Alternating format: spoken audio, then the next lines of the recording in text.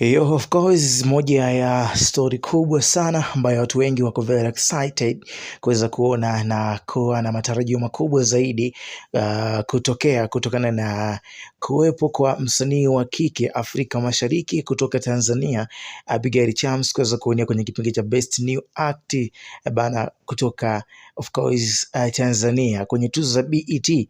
Of course anaonia kipengele hicho na kutoka Tanzania au Afrika Mashariki yuko peke yake. So Tanzania tuna jukumu moja tu la kuhakikisha kwamba hii inakuja nyumbani, na pengine itakuwa of course historia kubwa kwa upande wake, lakini historia kubwa kwenye muziki wa Bongo Flava, lakini pia kwenye historia kubwa kwa Tanzania kuweza kuileta nyumbani tuzo kubwa kama hii hapa. Of course ni jambo la kuweza kuungana, jambo la kuweza kupeana shout out na jambo la kuweza kushikana mkono, kwa sababu sio rahisi kuweza kuingia kwenye tuzo hizo na kuweza kupata chance kama ambao ameweza kuipata Abigail. So hii inakuja kuleta picha nyingine ya tofauti kwenye muziki wa Tanzania, kwamba tumeweza kumwona Diamond peke yake amekuwa akienda sana nje kwa kuweza kupeleka muziki wa bongo na vitu kama hivyo, lakini this time around tunaye hata Abigail Chams anaweka tasnia yetu ya muziki wa Bongo Flava nje ya Tanzania. Ngoma ya Me Too ambayo alimba na Harmonize inampeleka duniani, au so bana.